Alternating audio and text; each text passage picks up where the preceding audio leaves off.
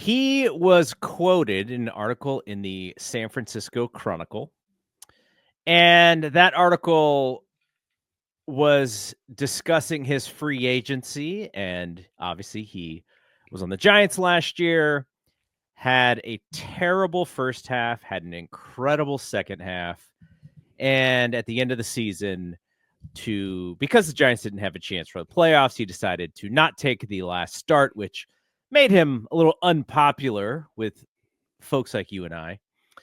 And so I wanted to read you these quotes because he said that the Giants didn't even try and bring him back. He said he enjoyed his time in San Francisco, so he was a little surprised. And here's the quote, and I wanted to get your take on this.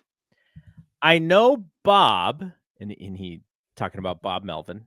I know Bob loves me, and I'm really close with Logan and Chappie, so I was shocked. I thought they'd come after me right away. I really liked it there. I was happy there, but they never even said anything to me. That's the first quote, and I'll kind of let that marinate with you right there. Now, if you had to have guessed at the end of last year the way that Blake Snell went out, I sort of figured like that was him saying, I'm off to free agent land. Like, see you guys later. Thanks for being my buffer year. Yeah. So for him to say that after how that season ended, that, he kind of expected them to come after him and want his services, that was interesting because I don't know. I think we assumed that he was gone, that they would maybe be in play, but that he was looking for bigger and better than what the Giants had. Yeah, I think so. I mean, he could have made, what was it, if he would have opted in? It's like 62 million or something. Yeah, I think so. It was a 2-year, $62 million deal. So he could have opted, let's see, $15 million in 2024, $17 million signing bonus, then $30 million in 2025. So he could have made $30 million. 15 million would have been deferred and paid on July 1st, 2027. So he technically could have stuck with the Giants and made 30 million this season. Weird ending to the year last year, right? Mm-hmm. I mean, like you said, if you're going to stick around with the team, if you have plans to stick around with the team, you want to showcase. I know he's shown us what he had, but if he wants to showcase a little bit more and say, like, I love pitching in San Francisco, I'll go to war for Bob Melvin, I'll do all of this stuff. Then you pitch in the last game of the season, or just pitch an inning and just be like, yeah. I'll throw the inning, I'll throw 2 innings, and then we'll mop it up. But I want to thank the team out and the tip fans. your cap. Yeah, exactly. Tip your cap. It's traditional. It's it's ceremonial. It's for show. Just go out. You're not going to hurt yourself in an inning or two. Came into camp late, obviously because of the late signing. The hee-hawing around with Boris and all of that stuff. Giants finally nab him, but then he comes in. I don't know what he was doing in the offseason, but he came in with got a groin issue right away, got that fixed up a little bit, came back, had another groin issue, missed a little bit of time, and ended up, ending the season with a 3.1 WAR. Yes. And last year, Logan Webb had a 4.4 WAR because, he pitched the innings. But let's go. Can I jump back to like 2018 and look at his WAR and just kind of go forward? So in 2018, his Cy Young Award winning year, he had a 4.7 WAR, and no Giant pitcher in 2018 had a better WAR than that. That's just, because that was the 2018 Giants. 2019, he had a 2.7 WAR. Mm-hmm. Mad Bum had a 3.3 with the Giants. So there's one pitcher with a better WAR that year. 2020, shortened season, so he only had a 0.6 WAR. 3 Giants pitchers had better WAR. Gausman, Tyler Anderson. Tyler Anderson had a better WAR in 2020 than Blake Snell. And Logan Webb. And that was Webb's first season, technically. 2021, he had a 2.1 WAR. Gossman 4.8, Webb 4.1, Disco 3, Wood 2.5. Giants had 4 pitchers with a better WAR than Blake Snell. 2022, 3.6 WAR. Giants had Carlos Rodon, Logan Webb, Alex Cobb, 3 pitchers with better WAR than 3.6. 2023, his Cy Young Award season, 4.2 WAR. Webby had a 4.9 and won the Cy Young that year. 2024, last year, he had a 3.1 WAR and Webb had a 4.4. And I'm just looking at WAR. And you could say, well, WAR this, WAR that. Yeah. It's a statistic that you're using to compare. What is the best thing? Yeah, they always say the best ability is availability. Yeah.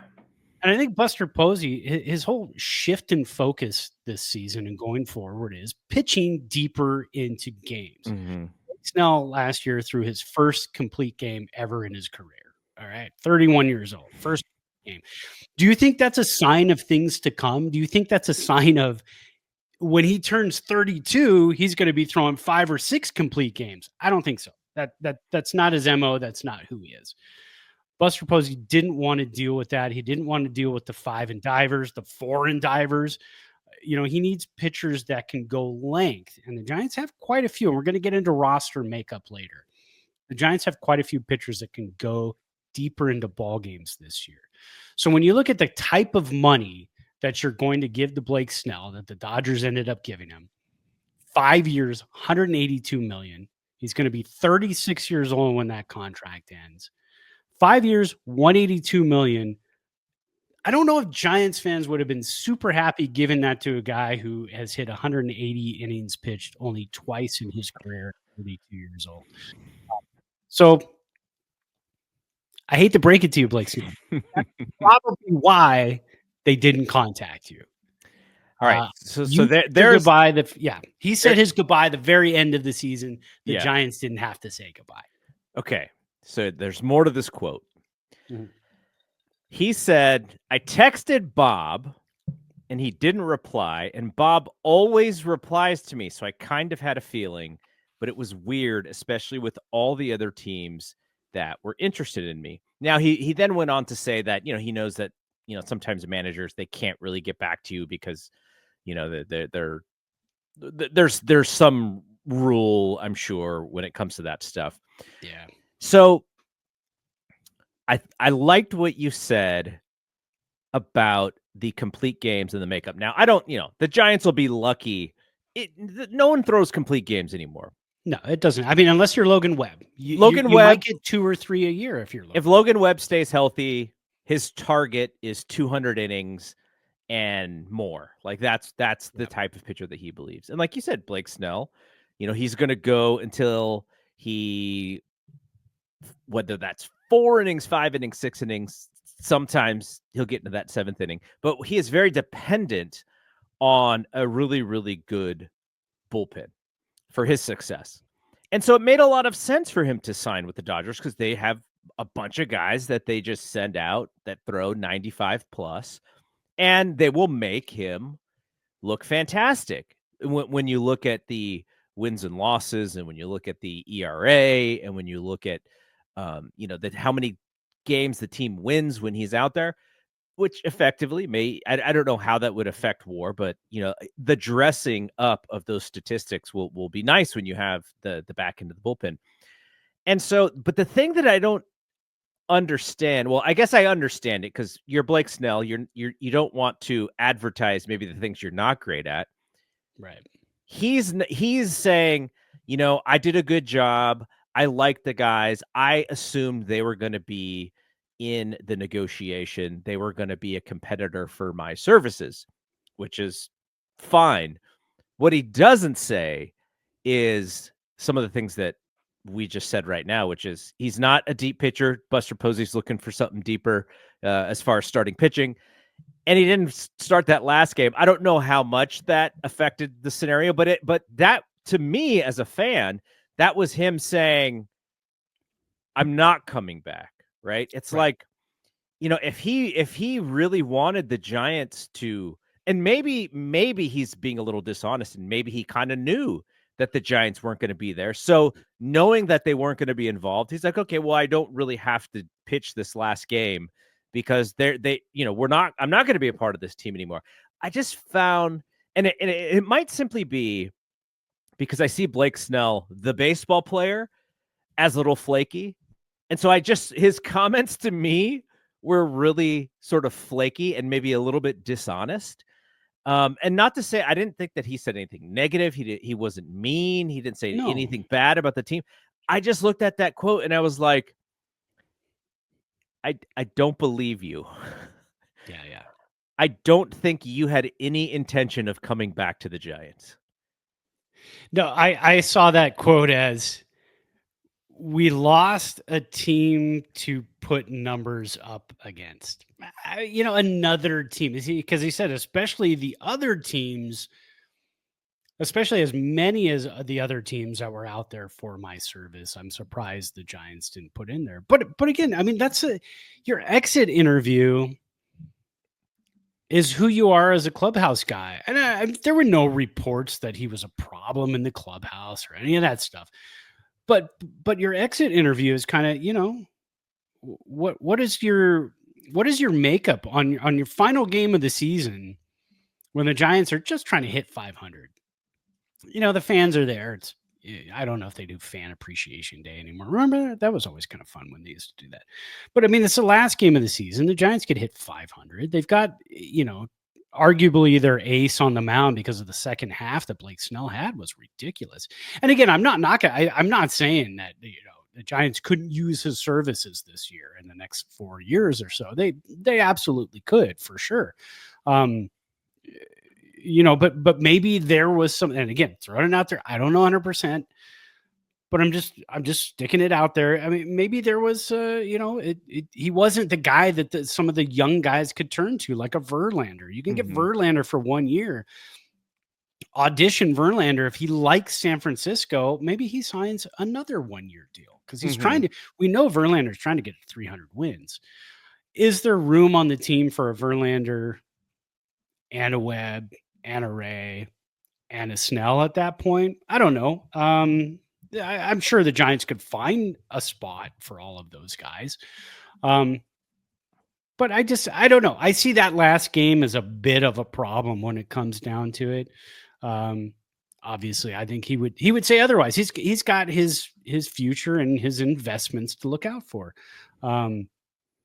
As a fan of a team and a baseball fan, I look at that and I just say, I don't know, man. Would have liked to have seen you go out there and throw the game 162 and just try to get us to 500. So I think we signed you to play. We signed you here. So. I think the fans would have seen him in a much different light if he did throw that last game, even if it was to throw an inning or two. Yeah. Because like you said, that he was getting paid to do so. So, what it reminded me of, and this, I'm going way back. So, Deion Sanders plays for the 49ers. They win a Super Bowl and the Giants trade for him. And so he's playing center field next to Barry Bonds. And as I think I'm 18 or something, I'm just like, oh my gosh, this is awesome. Deion with the Niners, Deion with the Giants. This is going to be great. And then in the offseason, he signs with the Dallas Cowboys. Right. And as soon as he signed with the Dallas Cowboys, I think his time with the Giants was essentially up as well. And I was, because in my mind, I was like, well, okay, he's with the Cowboys. Maybe he just plays with the Giants. But I don't know if he got injured or if he just decided that he was done and he wasn't going to play baseball for the Giants anymore. And it was kind of like, see you guys later. That's what I felt about Blake Snell. Like he was basically trying to find his way out. And, he was a hired gun. He used the Giants for their services to get back out there. But here is the real proof in the pudding. He was the first guy off the board. Yeah. He looked for that contract that he didn't get the year before, and they immediately signed it. So that's what he wanted. He wasn't looking, maybe he was looking for the Giants to be in the mix to pump up that number a little bit, but I do not believe him in any way that he wanted to come back to San Francisco. I think it was LA or San Diego, and he was just going to go to the highest bidder from that standpoint. So you think if the Giants said, 5 years, also 182, hey, we'll match the Dodgers. You've already been here. Come on back. You think he would have gone? I think he would have gone to LA. Yeah. I mean, you got a chance to win rings for the next 4 or 5 years. I get it. Smart for him because smart of for the him. back end of the bullpen scenario that we just discussed.